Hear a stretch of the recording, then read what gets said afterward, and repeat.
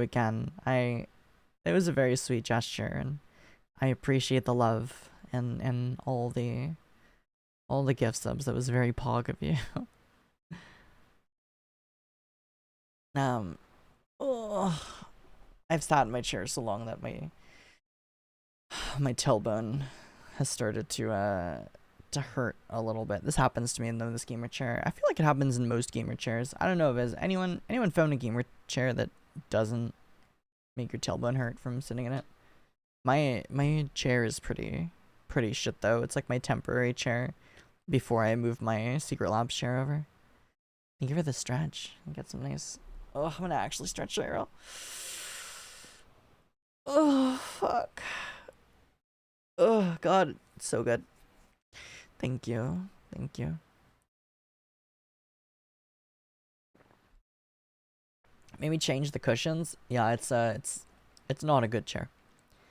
It's listen, it's better than like a fold out chair. Like when I first came here, Fen was like, "I have a fold out chair you can sit on." And that was torture. It's like sitting on a board. Um and then I bought myself a like temporary chair because I was like, I'm not gonna sit in a fold out chair. But I already own a Secret Labs chair back in the States. Like I don't want to buy another chair because they're not cheap. So I'll find a way to transport it, or like maybe sell the other one first and then use the money to buy a new one. Like I'll figure it out. But now my plan is basically we're gonna drive. I'm gonna go back and get my car, and because I still know a car here, we're gonna drive all the way up here with some of the bigger things like that I couldn't bring on a plane. Fold out chair console gaming is a vibe though. Yeah, when you're a kid playing for like a few minutes, or you don't have enough body weight to make your ass hurt like this. I feel like the vibe is beanbag. I don't know about y'all. When I was a kid and I played console games, it was either okay, when I was in my room, I feel like I would sit either on like a beanbag or I would just sit on the floor. Sometimes I would like lay down on the floor in a certain way. Yeah, sitting, leaning against the bed, that too. But I never really necessarily got a chair. The best, ideally, though, was like sitting on a couch. Sitting on a couch close enough to the TV where you can see the screen pretty well. Yeah. Let me see. I just got a Secret Labs upgraded from a wooden chair. Jesus. My gosh, Cozy. Yeah, take care of your butt. Give your butt what it deserves. Yeah, that's wild. No, I really like my Secret Labs chair. It's not a bad chair.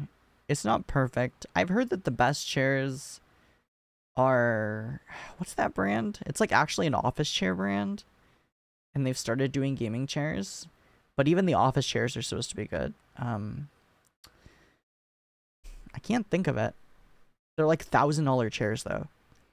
Anyone know what I'm talking about? I think it starts with an H. Herman Miller, yes. Herman Miller. That's it. That's it. Hi, big rips. Yeah, I was told that Herman Miller chairs, like if you have extra money, they're like $1,000 or more, but they're actually like some of the best, comfiest chairs that don't hurt your ass. I've never sat in one or tried one though. And so the Secret Labs chair was like a huge improvement, but it's still, if I sit in the chair for a really long time, but it has to be a really long time, it does hurt my tailbone still. I don't think there's a lot of getting around that. I actually bought a pillow. I have it somewhere. I don't know where it is right now, but I bought a pillow that's a kind of like one of those donut pillows, but it's like a backwards toilet seat where it's like a U. It's like a U pillow, but the opening is behind. So it's made so that your tailbone isn't pushing into anything, right? And it actually is, it's pretty good, but it ends up like feeling weird in other ways or whatever. I don't know. So sometimes I will shift over and like use that pillow if my tailbone is hurting in the flat cushion seat like this for a while. Standing and playing close to the console is how I played Wii as a child. I mean, that's true too, because like Wii was standing, so like you had your Wiimote. Or sorry, we had a Wiimote so you could stand and it made sense. A lot of games made more sense to play them standing than they did sitting. Like it felt awkward to sit down and like play Wii Sports, but to stand up and play Wii Sports or WarioWare or whatever like felt more natural, I found. I need a comfier gaming chair. I sit cross-legged in a regular office chair. Yeah, depending on the office chair, you know. I also used a wooden chair a lot. Now I have a heavy-duty office chair. As I was at times close to too heavy for gaming chairs. Okay. Yeah, you always want to make sure that you get something that's good for you, right? I sat in one in a Best Buy and my life was changed. In a Herman Miller? Oh, I need to sit in one, see what it's like. I just have an office chair too. Yeah, so for the longest time, in my old place, my setup was like a $50 IKEA office chair. And it was okay. And actually, in the beginning, it was pretty good. But it did wear down. Where like the cushion essentially just kind of got fucked. Right? And it wasn't worth having. And then it started to hurt. And then what I started to do, which also wasn't the best solution, is I would just put pillows under my ass. So I would just get like 1 or 2 pillows and sit on the pillows, and for a while that was a good solution. But then eventually, pillows aren't meant for you to sit on. So if you just use a pillow, like a sleeping pillow as a ass cushion, over like a few months they'll start to, like the cushioning stuff inside will like rip apart basically, and they'll clump up in things, and eventually the part where your tailbone is will just still kind of dig through, and that'll become more like bare. You have to like fluff your pillows and do all kinds of stuff. Anyway, it just wasn't a good solution. So it wasn't until I finally got that Secret Labs chair and I stopped having to need any pillow or anything, and I was just like, oh, this is so much nicer. It's also, okay, you ready for the physics lesson? So this is a big part of why your ass hurts, okay? This is the physics lesson for you all. Okay, so basically, if you've heard of Newton's 3 laws, Newton's laws of gravity, Newton's third law, right, is that every action has a reaction. And let me explain what this means. Here, let me get a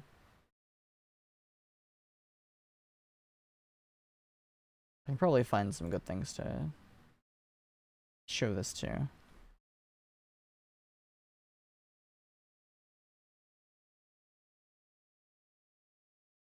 Okay.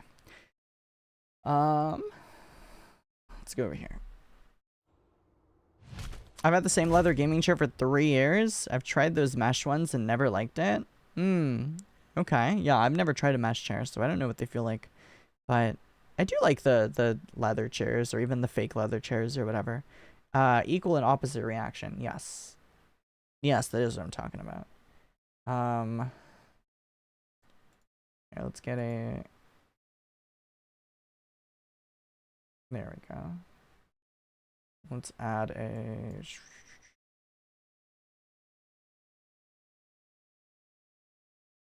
Okay. Yes? Okay. So... Okay, so... Pop this up here. And why is that so big? It doesn't need to be 85. That can be like... Let's go 25. Okay. So this is...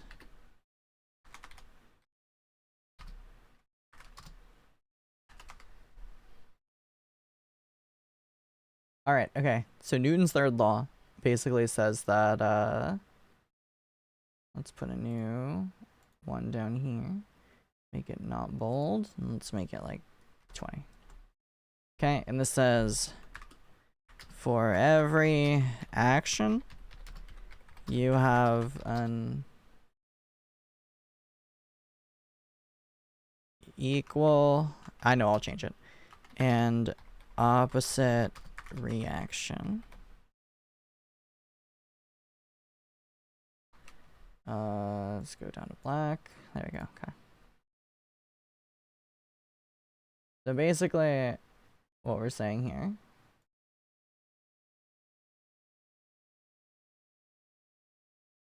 Let's lower this. Oh, not bigger, not bigger, not bigger, not bigger, not bigger. Okay. So for every action, you have an equal and opposite reaction. All right, right? That. So wording, you might be like, I've heard that, but I don't really know what it means. I don't understand it, right?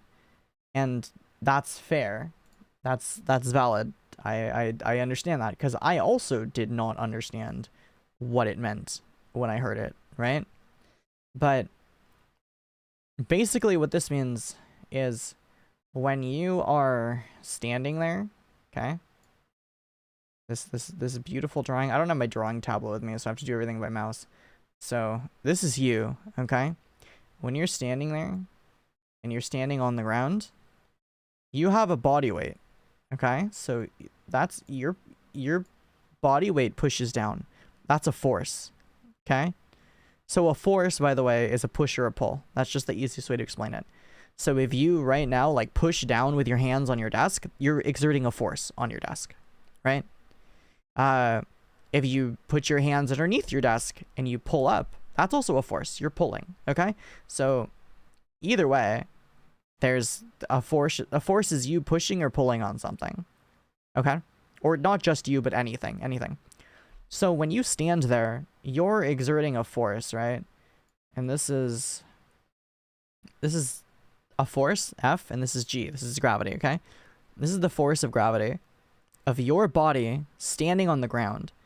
So what this means is, like, you know that if you pick somebody up, they're heavy, right? If you pick up a person, you're going to feel the force of their body pushing down on your arms. Okay? You're going to feel the force of their body pushing down on your arms. That's an example of you feeling someone's gravity. So when you're standing there, that's what the ground is feeling all the time from you standing on it. Okay? So the reason, think about it this way, right? So if you look at something on your desk and you push it and it's not like bolted down or whatever, let's say you have a cup or a water bottle or whatever sitting on your desk, okay? And you push it, it's going to knock over, right? Like that typically is what's going to happen, okay? If you grab a piece of paper and you have a big piece of paper like poster paper, and like, you know, you get people to stand there like this, like, you know, you get two people to hold this piece of paper like this, okay? Imagine, and then you stand on this piece of paper. I mean, you can understand probably what's going to happen, right? Like, the way that we know paper works generally is it's not very strong. Depends on the kind of paper and the thickness and whatever, but if you just imagine any old piece of paper, right? If you stand on this paper, you're probably going to rip through, right? You're probably going to fall through. And that's because there's not enough structural integrity in this paper to hold you. So when you put that force, the paper is going to try to push up on you, but it's not going to work. You're going to break through, right? You're going to break through that paper. But the ground, luckily for us, has enough structural integrity that the ground pushes back up on us, okay? So we push down on the ground when we're standing on it, and the ground pushes up, and this is what's called normal force. There's an N right there. So this is normal force. Normal force is the structural integrity force of anything that you push against. Okay?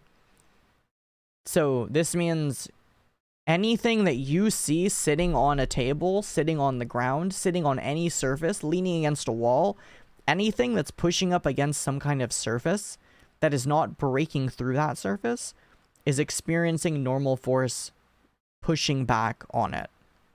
Right? Okay. So this is the basic thing for you to understand. When you stand on the ground, you're exerting the force of gravity down on the ground, and the ground is exerting normal force back on you. The balance, the fact of the equal and opposite reactions, the equal and opposite forces, are what keeps you in place. So when you stand there and you don't break through the ground and fly off into oblivion, that's because those forces are balanced. Anytime you have things not moving, it's because you have balanced forces, right? So if you look over at something sitting on your desk, that's because the forces are balanced. The weight of a cup sitting on your desk is being matched by the structural normal force of the desk pushing back up, right? Okay. So now that we understand that, if you think about your feet, okay, all of that body weight, all of this body weight is being concentrated solely on these 2 points right here, okay? On your, let's make this easier to see. Let's make this like red, okay? So, right here and right here. So you have to imagine that when you're on your feet all day, your feet start to fucking hurt, right? Your feet start to hurt when you're walking around all day or you're standing on your feet all day or whatever. And that's because you have to imagine what's really happening when you are walking on the ground or standing on the ground is you have to imagine that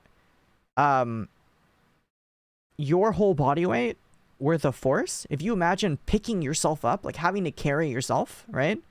That's the amount of force that's being pushed on your feet all day, right? You just don't really notice it because your body is also pushing down. So because you're exerting the same amount of force and the floor is exerting that amount of force back up on you, you don't really notice it. But the way that we do notice it is through pain at the end of the day, right? This is like, for example, if this wasn't there, you would be moving. So this is, imagine yourself just falling, right? Imagine yourself falling through the sky infinitely.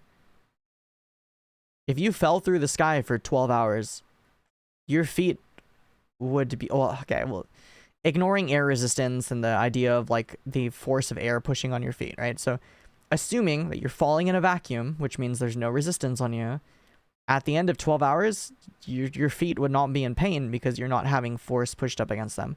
But you standing on the ground for 12 hours means you're having that force on your feet for 12 hours, right? Neil deGrasse Tyson is nothing next to Marina. Jesus Christ.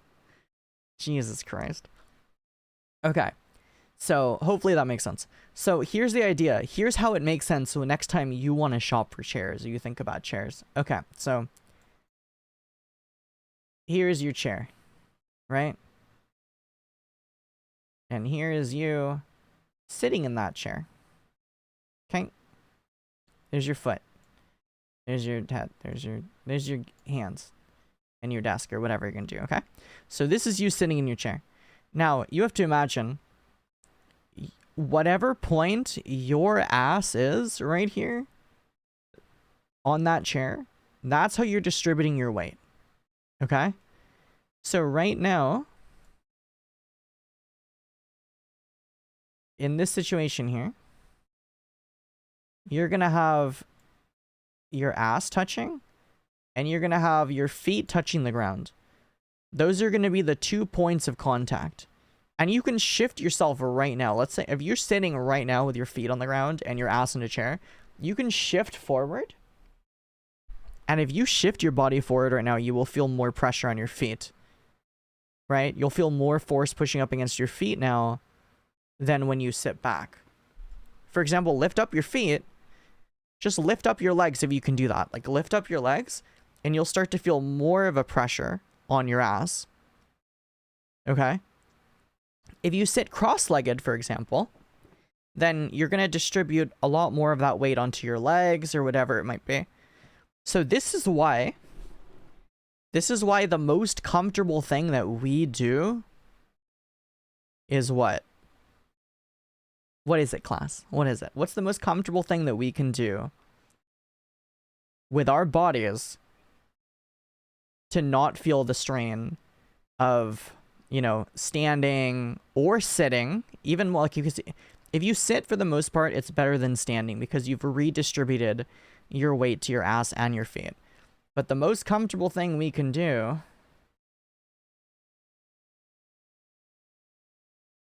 is lying down. Okay? Lying down with your Marina body pillow here that you have. Okay? Lying down with your Marina body pillow. This is the most comfortable thing that you can do. Because your whole body, right? Your entire body becomes... It's actually exclamation point docky, but yeah, it's okay. Your whole body here becomes a point of contact. Does that make sense? So now the force is not just distributed through your feet. It's not distributed through your feet and your ass. It's distributed across your whole body. So yes, you are still going to feel the same force of gravity pushing on you, but it's the difference of you putting all that force in 1 point or 2 points, or putting that force spread across a larger surface area. Does that make sense?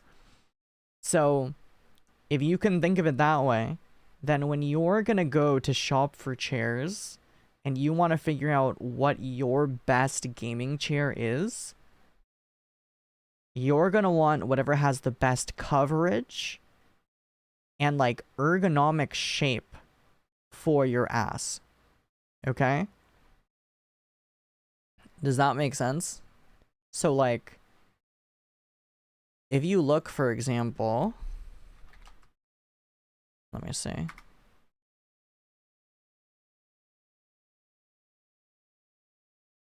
If you look, for example, at something like, I think this.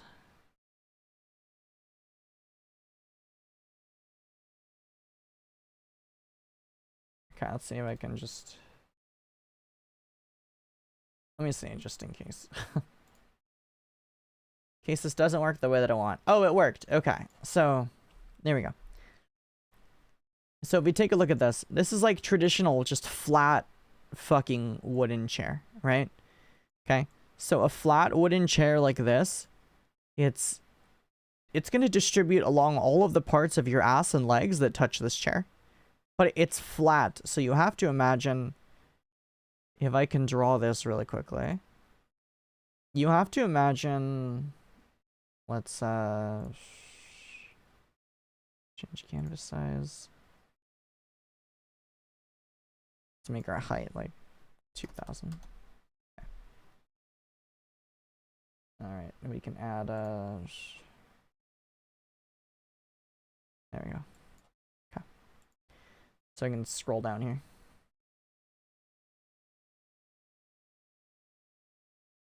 Can I? I can't. Okay. That's fine. That's fine. This is much easier if I had my drawing pad. Okay, so let's say you're sitting in a chair like that, right? It is... let's make this even better. Let's use a line tool. Perfect. Line tool. Okay. There we go. So we have a straight line, okay? Your ass is going to sit in this chair. That means if you imagine... Let's draw it from the leg perspective.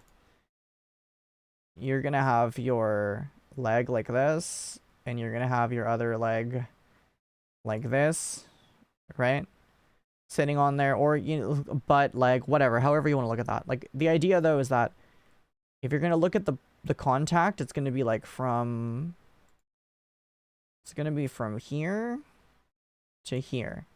And from here to here. Of like how much of that leg or butt or whatever is resting on that chair. Okay? So now if you go and you get yourself like you get yourself something like this. Okay, you get yourself something like where did that paste? Oh, it did. It pasted up here. Okay. So if you get yourself a chair like this, if you can see, there's a little bit of an indentation here, and sometimes chairs have indentations. So what happens with a chair with indentation, and a reason why this chair is going to be better than this chair for your ass, is because this chair is going to be actually shaped. Okay?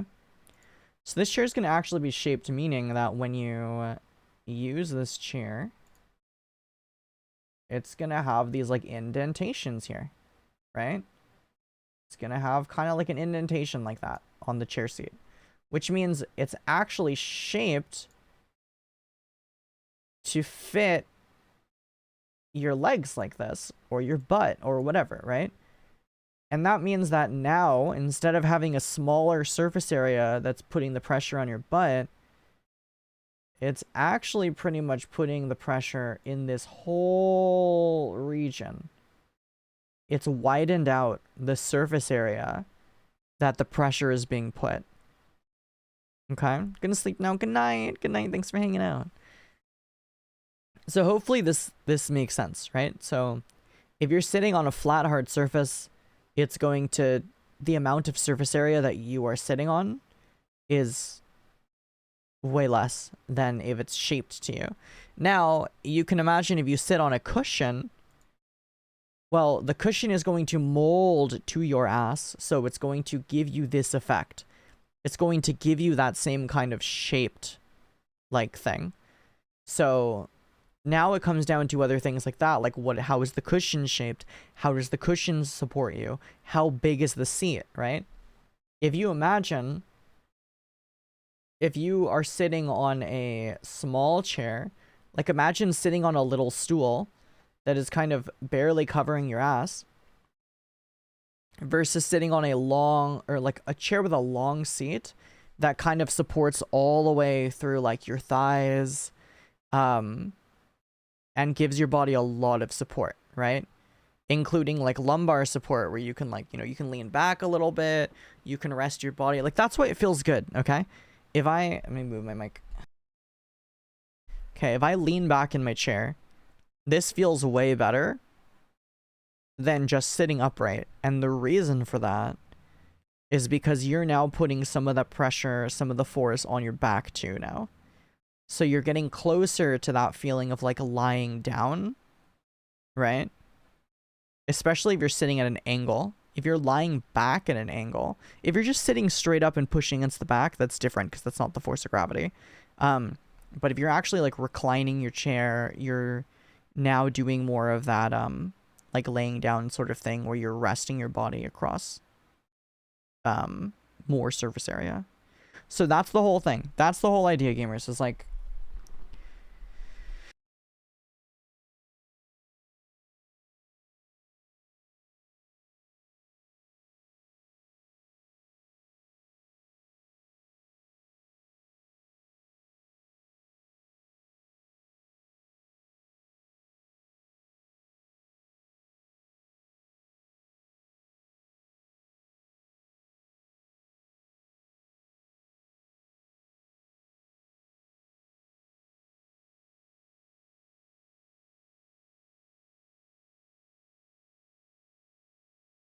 oh, I muted. What the fuck?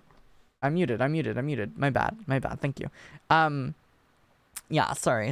I muted for a second to move my mic, and then I realized I never unmuted. Thank you. Okay, so what I was saying is the point is when you're picking a chair, you want to find something that supports your ass the best. You want to find something that's the larger the seat and the softer the cushion, like the more it's going to shape to your legs and your butt and everything, the better it's going to be. That's the most important thing there, right? That's what you want to be. That's what you want to be looking for when you're picking out a chair. And it's why you might be like, well, it doesn't matter. Like, I can just get a folding chair instead of spending, $1,000 on an expensive chair. Like, a lot of the reason why those chairs are more expensive is because they're shaped a certain way and they use materials that can withstand a lot of wear and tear. Because that's another thing too, right? Like, you might have a cushion that's going to shape to your ass, but after a while, all of that pressure being put in that cushion starts to push. So let me adjust this drawing real quick to make this like a cushion. Let's say this is a cushion chair. Well, what's going to happen is after a while, the cushioning in here is going to get pushed out. It's going to get pushed out this way and this way. And if you ever push down on a cushion of an old chair, you'll feel it feels broken inside, right? Yeah, it breaks down the structural integrity of the thing. It's true. Yeah, that's a good way of putting it. So that's what happens. And when you spend more money on a chair, it's going to have better materials that will last longer. But better materials cost more money. That's why. So if you the thing is, if you get $1,000 chair, it will probably last you like years, many years, right? It'll last you a really long time. If you go out and buy like a cheapo $50 chair with a cushion, it might be fine for 6 months. And then even just the 6 months of regular use, it'll start to break down that cushion to a place where it might start to be painful, right? Let alone like, give yourself a year or two on that chair and it'll be like unusable, right? It's not gonna be comfy. That's gonna be not great, not fun for you. But yeah, anyway, that's your lesson for today of Newton's third law and why it affects your ass when you're buying gamer chairs. But yeah, beds are the same thing. It's like, if you get a firmer bed, it's going to how do I put it? So if you are sleeping on the floor or a firm bed, you're going to be distributing weight to your body in specific places where it might be painful. You might feel sore when you sleep in that, right? As opposed to if you sleep in a softer bed where you kind of melt into it, like a Tempur-Pedic bed, your body kind of molds into it and it redistributes that force a lot more, so it's a lot lighter. Different people's bodies are different, so that's kind of why it's like different people prefer different beds and different things are good for different people. People who have certain strain on their back might want beds that are firmer in certain places and softer in other places, so they distribute force more in certain areas.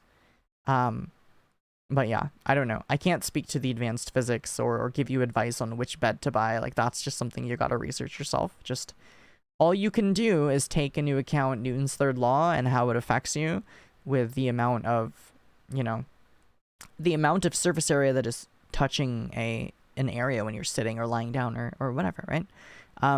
Yeah, someone said, Jade says invest in good shoes, chair, and a bed. You will spend your life in those. Yeah, it's true. It's true. You can spend $10 or $20 on like Amazon cheapo shoes. But they're probably be really, really, really cheap material and they're not going to last very long and they might also hurt your feet. Like, that's one of the things I think, as someone who never really had nice material objects growing up, I kind of just had a lot of basics, right? Not like bare bones, but pretty close to.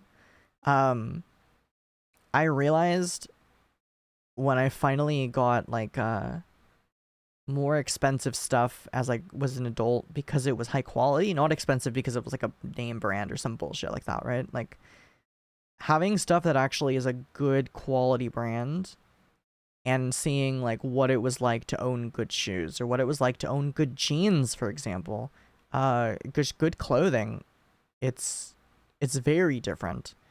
The quality, the amount of time that it lasts you, especially anything that is like an object that you use. So the example of having like a really nice high-end backpack or bag that you use every day for work is way different and way better than just like having a JanSport that you got away with in high school or something, right? Yeah, investing in stuff that actually has high quality materials is nice also because you know it's gonna last you. So things that you know you use a lot are probably worth spending the extra money if you can budget it. Whereas I know sometimes we have to make that choice where it's like, listen, I know that I'm going cheap and I know that I'm gonna need to replace this now, but I don't have the budget to spend, you know, $40 on something right now that would last me a really long time. I need to spend the $10 on a cheap version that's going to break in a few months, but at least then I can spend $10 again to replace it, and I won't have to spend that $40 until, you know, a year and a half down the line. And I get it. Like, sometimes people don't have it in their budget, and that's just something that we have to work with. But if you do, it's always good to consider your options and stuff that's better, you know? It's expensive to be poor. That's so true, right? Because you don't have the overall budget to invest in things that are better for long-term use. And it's tough. It's tough. But it's also like, you know, it's one of the best investments that you can do. Investing in stuff for your kitchen. That probably the best investments for people who are on a budget, right? On a financial budget. It's investing in stuff for cooking, right? And I know that a lot of people don't like to cook or don't know how to cook or whatever, but learning how to cook, investing in spices and things like that, they're kind of expensive up front when you think of like, oh, I'm spending $5 on a bottle of this spice and $5 on a bottle of this spice, and you're like filling up your kitchen and you're following like recipes. But at the end of the day, like once you already have a lot of those things and you're only having to grab some basic ingredients for recipes, you end up spending a fuck ton less than delivery. Especially when you're making in bulk. So like if you're cooking for you and a partner, or you're cooking for a family or whatever, it's is really good. And you can end up cooking meals that taste better than what you're doing, you know. It's okay also to learn from a thing like HelloFresh or, you know, one of those services where you can get ingredients that are sent to you and you just learn a recipe and then eventually you learn, right? Are we doing a physics class? So we were talking about the physics of asses and chairs and why it's important to buy good chairs, you know. That's what we were looking at tonight and talking about tonight. It was a good talk. It was a good talk. It was a good lesson. Yeah, we learned a lot today. Yeah, my chat said they learned a lot today, so we did good. We did good. Ergonomics, yeah. Yeah. Sapphic, thank you for the raid. Welcome on in. How's it going? Chat, I have a question for you. Can you give me an example of a concept that you learned in school that blew your mind? For a lot of people, it's science, because science kind of explains how the world works, right? But it could be any subject, but I'm curious about something that you learned in school.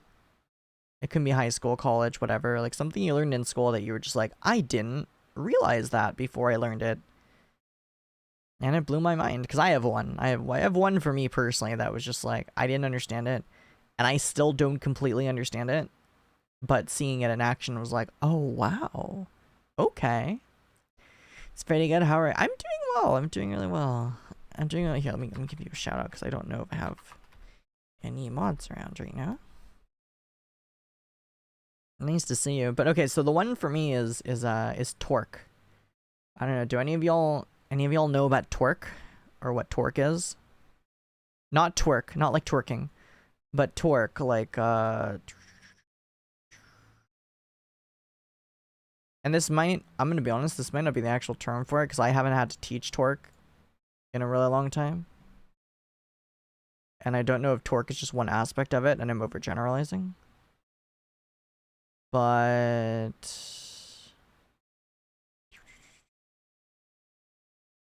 can I type? Okay. Wait, what the fuck happened? Why did it go? Okay, just it's fine. Okay, so torque like this. So the idea here is that when you have something like, let's say a hinge. Let's say we have a hinge right here.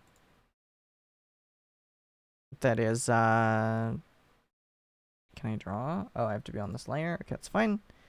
So if you have, let's say a flat piece here, and then you have a hinge. Let's make this the circle. And here's the other piece. Okay?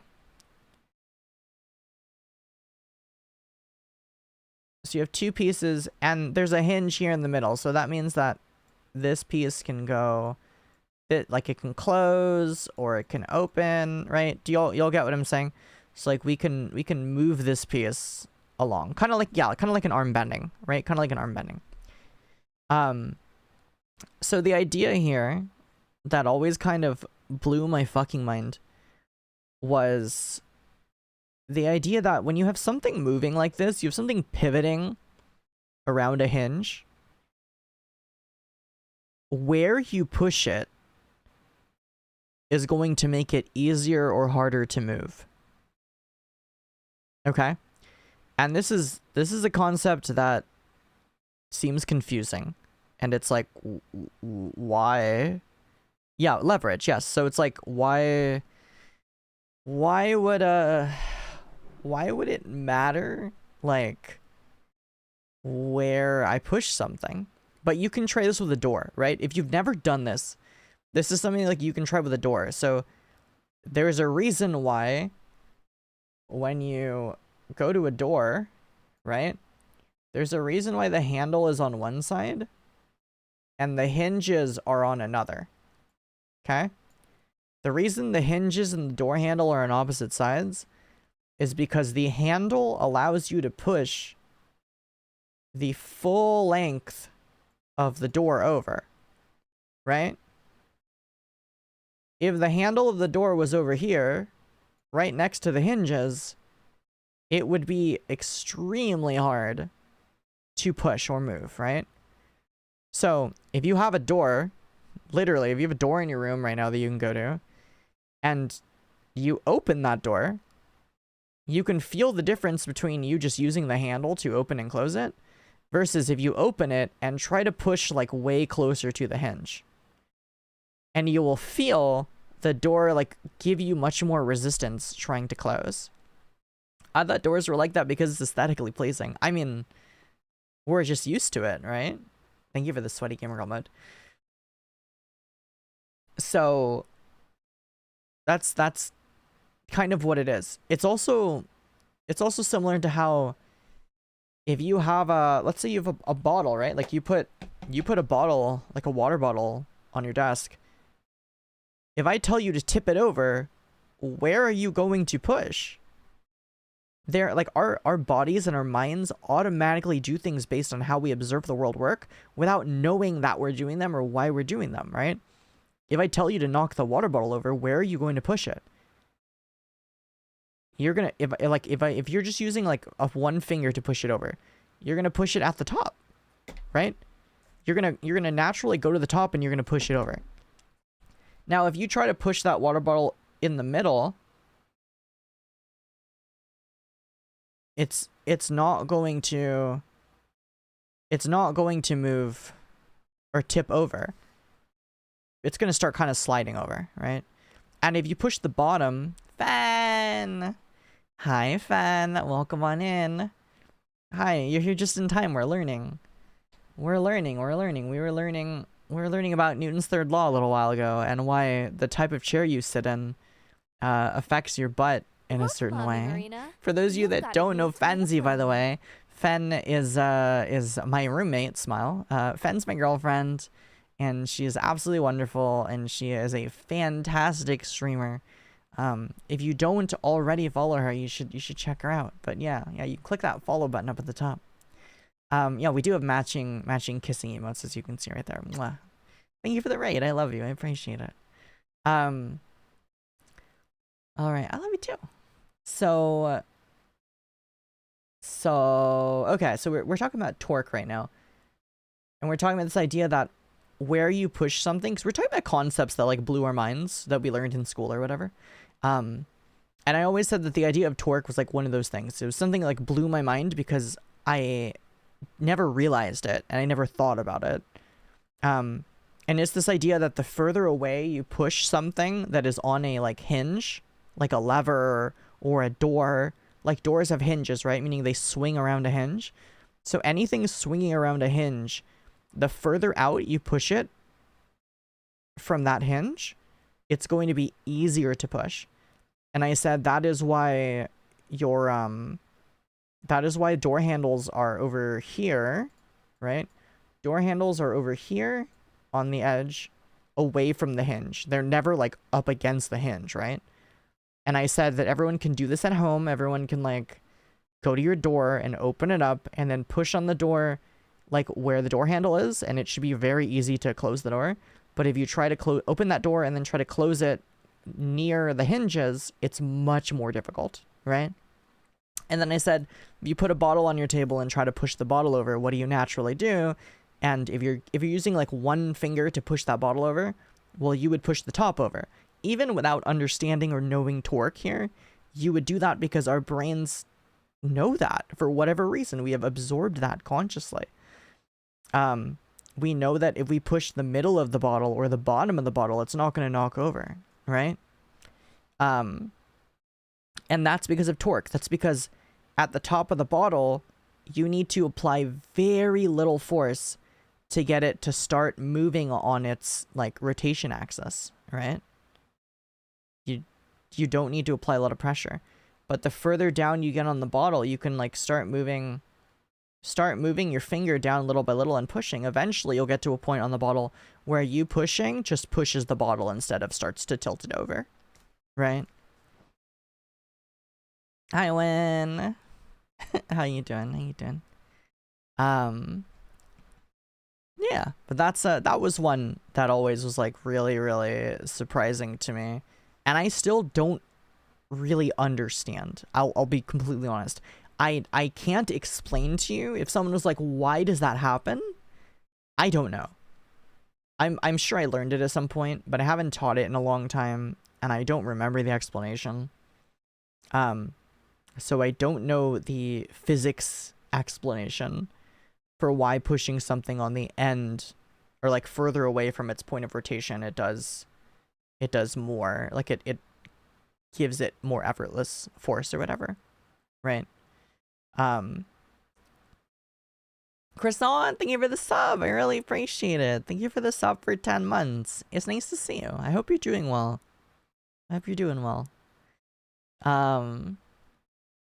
Using boobs as leverage? I don't know about boobs. It will. I mean, maybe I'll use my boobs as leverage in certain situations, but yeah. That's what it looks like to me. Oh, no, these are butts. These are butts. That's what's going on here. This was, we were talking about chairs earlier, and we were talking about why, like what makes a chair a good chair to sit in or invest in, and how when you have just a flat, hard surface like this, your butt doesn't shape to your butt, so you're putting the most pressure on the least amount of surface area, as opposed to getting a chair that like dips in or is shaped to an ass. Like your butt tends to shape in more, so it makes it a more comfortable chair.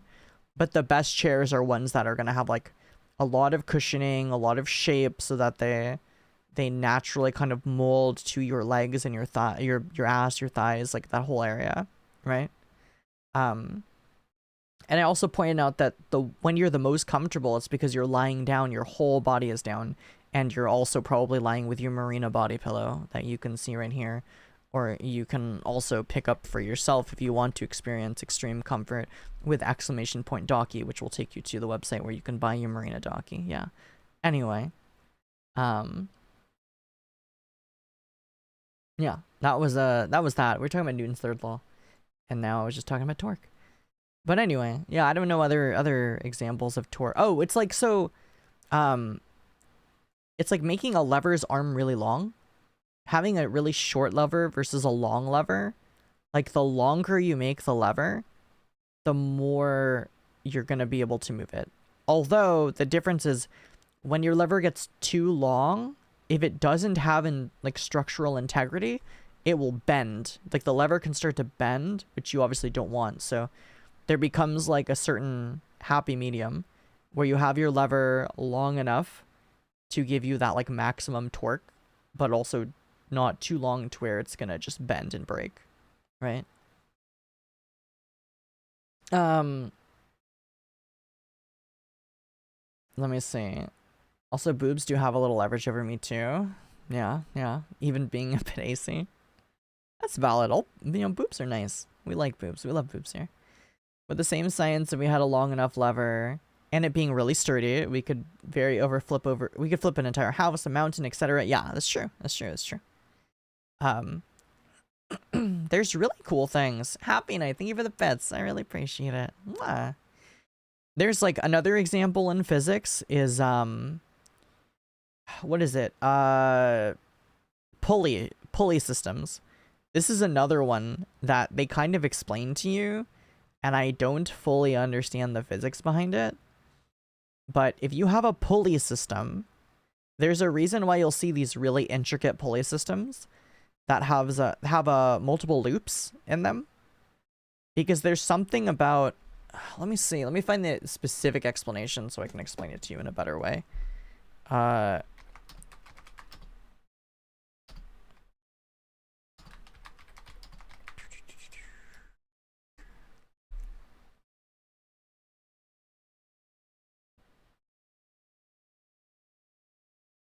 All right, so here, let me get you a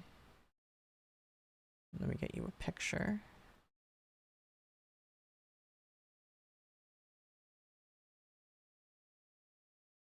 Let's put it here. This will make this easier. We'll add a new layer so I can just wipe this real quick.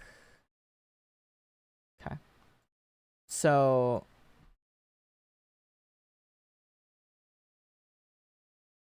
all right, so here's a pulley system. I don't know why it's inverted colors, but there's a pulley system. Basically what you have with a pulley system is this idea that you attach a rope to a point of rotation like this, right? And if you pull on the rope, it pulls the box upwards, right? Okay. That's, you follow me so far, right? Nice, Steve. How's it going? How's it going?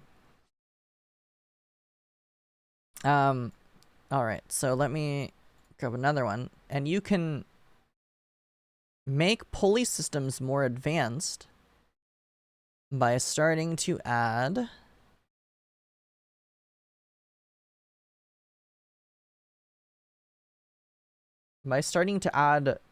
more points of rotation, right? Like this. You can see now that there is two. There is the rope starts over here. The point of origin is it's connected to the top pulley. It goes down. It goes around this one. It goes up, and then it goes back down to where you're pulling at. Right? But basically the idea here, right, is if you use two or more pulleys, you start to reduce the amount of effort needed, which is basically the amount of force that you need to exert. And that's why you'll see some pulley systems. Let me see if I can find one. A picture. Yeah, here we go. Cool. Is this a GIF? I don't want to copy a GIF. I can't copy a GIF.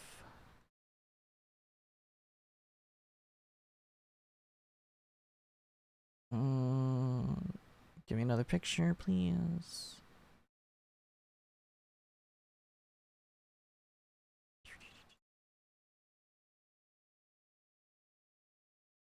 Oh, this is really good. This one's really good. Okay, perfect. All right, here we go. We can look at this. This is a better example. This is a better example here. Okay. So if you're looking here, you can have a single pulley system here where you pull on the rope, right? And then over here, if you add 2, you can look at this and it's telling you right here how much effort you need, right? So here you have a weight that needs, so newtons, you might be confused. Let me explain this real quick. Newtons are how we measure force, okay? So how we measure force is the term newtons here, right? So this weight weighs 100 newtons, okay? I know you're used to pounds or whatever, but weight is fig newtons, yes. Think of it like fig newtons. So weight is 100 newtons down. In order to lift this weight using a single pulley like this, you have to pull 100 newtons. So basically this is saying that you have to pull the same force as the weight in order to lift this. Okay? If you have 2 pulley systems here, what's happening is it's like redistributing the load. So if you have 2 points of rotation here, all of a sudden you've halved the amount of effort you need to lift this. So it's still lifting 100 newtons, but you've now made it so you only have to pull 50 newtons in order to do that, right? So if you add 3 pulleys like this, now all of a sudden it's gone to 1/3. And then if you have 4 pulleys, it's gone to 1/4. So you're only having to pull 25 newtons worth to move this. And if you've ever seen this, like sometimes some science museums and things, they'll have a pulley system out front where it's like attached to something really heavy and they explain to you how it works. Like one of the museums I've been to has like a car or a truck or something, and it's attached to this like really comprehensive pulley system, and you can pull on the pulley and it will lift the whole truck up. And it like shows you that you're able to lift that truck up using like just your normal strength because the pulley system works that way and reduces the amount of effort that you need to do that. But yeah, that's another one. So that's kind of similar to the torque idea, right? Where you like the further you push on something, the less effort that you have to use, and the further into the point of rotation on where did all that stuff go? The further in to the point of rotation you are, the more effort you have to use, and the less effort the further out you are. That's all that stuff. Marina lifts trucks confirmed. Muscle growth supremacy. You know, to be fair, I have. I guess I can say that. I have lifted a truck before. I have done that, right? I was using a pulley system, but I have lifted a truck before, you know? Some of us are just built different, you know? But yeah, it's I don't know, physics is cool. Physics is really neat. Like when you start, listen, this is why I taught science. Of all the things that I could have taught, like I really gravitated towards science. You know what's funny? I actually wanted to be an English teacher first because I was like a writing major in college, screenwriting major in film school, and I wanted to teach like basically literature. But I don't really love all the other things in English. So ideally, I would have wanted to teach like AP Lit. Like I would have wanted to teach like advanced English where we can focus on stories and stuff like that. I don't care so much for teaching like grammar and shit like that. But when it comes to overall content, science was just really my thing. I just really loved teaching science. I really loved this like idea of looking at curiosity, looking at how things work. I think it's like the biggest subject that has like those blow your mind moments, right? With students that can really like carry them into being lifelong learners. But physics is just so fucking cool to understand. Like once you understand like physics, you can understand a lot of like how the world works on like a physical level, right? Like how to move things the way you want to. how to build something and have it work the way that you want to, you know? It's just, it's cool. It's neat. This was fun. This is a fun stream because I haven't been able to teach in a long time. So even though I wasn't giving you like a full actual lesson or anything, just to be able to talk about stuff and go over concepts was cool, you know? Physics and chem are fun to learn outside of grades. Yeah, that's the thing. It's like, that's my biggest complaint with education is how much of it is built around grades and like telling you whether you're good enough or not good enough or whether you were able to do something up to their standards. I love you too. Milking time? Who we milking? It's a secret, IDBW. It's a secret. You'll find out eventually. But yeah, that's my problem with education, you know? I love teaching and the idea of I love helping people learn things. I love helping impart curiosity onto people. I love helping people appreciate the world around them. But I don't like standardized testing. I don't like all of these things. I was never that teacher that was about like power trips and controlling students doing exactly what you say and shit like that. Like I've met so many of those teachers and it's crazy. Like teachers who have no actual reason for things. Like, you know, like a student can be like, "Hey, my teacher, I have this problem in my life right now that's stopping me from doing this, or like this." And like someone understanding like, "Okay, like we're both human. It doesn't matter whether you're a student or whatever. Like I can understand and appreciate the things going on in your life and why you might need more time for this assignment or whatever it might be." And then you have those other teachers that are just like, "Nope, too bad, tough luck. Quit your fucking sport if it's not allowing you to get your work done," like kind of thing, right? Like, I don't know. Just like there's too many people in education who are there because they don't really have anything else going on in their life that makes them feel like they're in control. It's like the only level of control they have in their life. And then they just like abuse it. It's fucking weird. I've met some shitty teachers.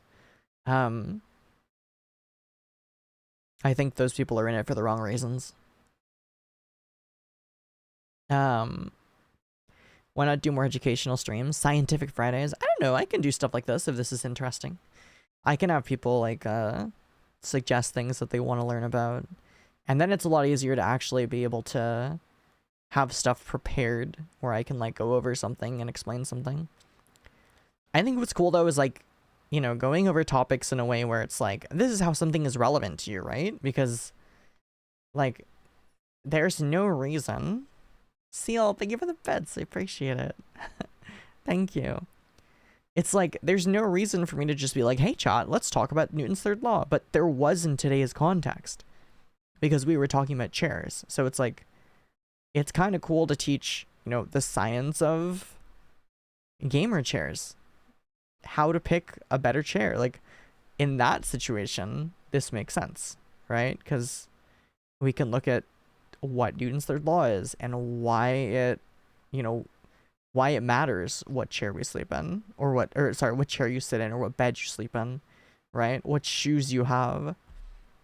For example, let's say like some of the more flatter shoes, like sandals. If you have some like cheapo foam sandals that cost you like $1 at a like a Walmart bin, those shits are gonna hurt you after a while because the material's not great. They're gonna rip apart, whatever. But if you find sandals that are more expensive and you can actually look at the sandal and see it's indented in the shape of a foot, even that slight indentation makes it so that weight gets redistributed a bit better across the surface area of your feet. And that ends up getting like a lot comfier, right? Oh, we talk about that. Yeah, that's something to, when we talk about shoes, like, know how your feet are shaped. Because some people have feet like this. right? There's their toe, there's their foot, it goes out. Okay, that's some bad drawing, right? Ignore that. Just, okay, idea, right? Like, some people have feet like this, where the idea here is that they have this indentation right here. Okay? They have this indentation. Whereas other people have feet and it's more like this, right? Some people have more of a flatter foot. So if your foot has a higher level of indentation here, that means that your shoes or your insoles or whatever should adjust to that. You need to find something that works for your feet, right? Because if you have a shoe that does this, it like hugs that inside curve of your foot. It's redistributing that weight well, and it's going to help you. Otherwise, what ends up happening, if you have a flat shoe like this, that's fucking terrible. Don't look at that. If you have a flat shoe, right, like this, for the sake of drawing that, what happens is you have this huge gap here where the shoe or your foot is not touching your shoe, right? Your foot ends up not touching your shoe. So you end up with a lot of pressure, a lot of force right here and right here. And that ends up in having really painful, you know, front end of your foot and back end. What is this? Your ball and your heel. That's what happens. So that's why it's important for you to look at your shoes, look at your feet, know what you own, know how it fits you, and grab an insole or something if you have curved feet like this, right? If you have a higher arch, that's the term, I guess, yeah. If you have a higher arch, you should make sure that you have something that's going to help, you know, fill that arch in. That's something that's important for you to know, and your body's going to thank you for it, right? So insoles are worth it. I'm telling you, insoles are worth it. I had some boots that were hurting me after walking around. I got some insoles. Even though, like, you know, not cheapo $5 Amazon insoles, but getting yourself like $30, $40 insoles that you can actually try on, preferably, unless you know like how they fit your feet and you can see all that. Getting ones that do fit you are gonna do wonders for you, right? Yeah, it's just gonna be super helpful. Like, getting insoles that actually fit the shape of my feet helped my shoes all of a sudden becoming really, really great. How do people with 2 left feet compensate? Are you memeing, or are you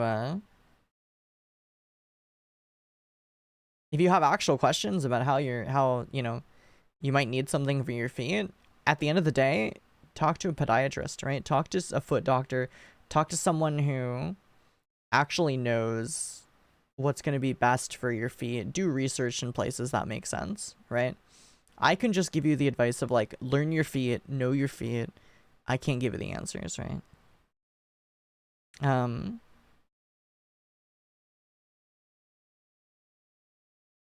Unless I'm mistaken, that misalignment can work its way into back pain too. I mean, yeah, it's about putting pressure where it shouldn't be putting pressure, right? Putting pressure where it shouldn't be putting pressure. I'm serious. Well, anything that's a situation that you have is something you should talk to your doctor.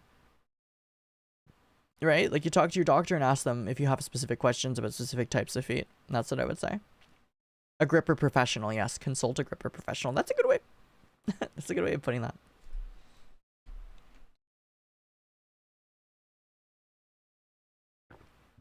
Alright, gamers. I'm a little tired. I had so much fun, though, today, gamers. I had so much fun talking to you. I'm sorry. I would have played games if we started at a proper time, but I I fucked up. I slept too long today, but I think this impromptu science lesson was actually pretty cool. So I did have fun. I hope you all had fun. Let me throw out for you my Discord. There's my Discord. And there's my socials. So if you're not already in my Discord, join my Discord. You can get notifications when I go live. You can check out the roles channel. You can opt in to getting notifications too every time I go live. My socials link right there. You can follow me everywhere where I create content, whether it be here or other sites where I stream, or do things. You know, check out my socials link so you can follow me everywhere. Yeah, especially if you like watching streams where I do things I'm not allowed to do on Twitch. That's always fun. But yeah, sorry Ref's late. No worries. I'm happy to see anyone who pops in for any amount of time, whenever, you know? I was late. I started at 10 when I should have started at 6, based on what I said I was going to be doing. So, I'm just thankful to everyone who came to hang out with me today anyway, you know? Tomorrow, Saturday, I will be aiming to start at 6 p.m. I should be able to. I don't know why I wouldn't. If I take a nap again, I will like quadruple check that my alarm is working, so that I don't have any problems being here for stream. But I will see you tomorrow at 6 p.m. Pacific time. It's not Pacific time, sorry, Eastern time, 3 p.m. Pacific time, 6 p.m. Eastern time. I will be here tomorrow. I will be here Sunday. Don't know what we're doing yet, but I will be here. And then I'm going to try to actually create a regular schedule moving forward. But yeah, we're going to be doing Thursday through Sunday, I think, is going to be what we're doing right now. Yeah. Yeah. Yeah. You have good tweets? Thank you. I'm glad you like my tweets. I haven't been as active on Twitter recently. I've just been really depressed about the Twitter algo completely tanking. It's been really, really obnoxious, I'll be honest. Twitter just feels super shitty nowadays to try to deal with, you know? Alright, let me see what I want to do. Alright, cool, we can do that. I love Suko, so we'll go raid Suko, and it's been a while since I've been able to raid Suko, so let's start that raid. And we're gonna say, let's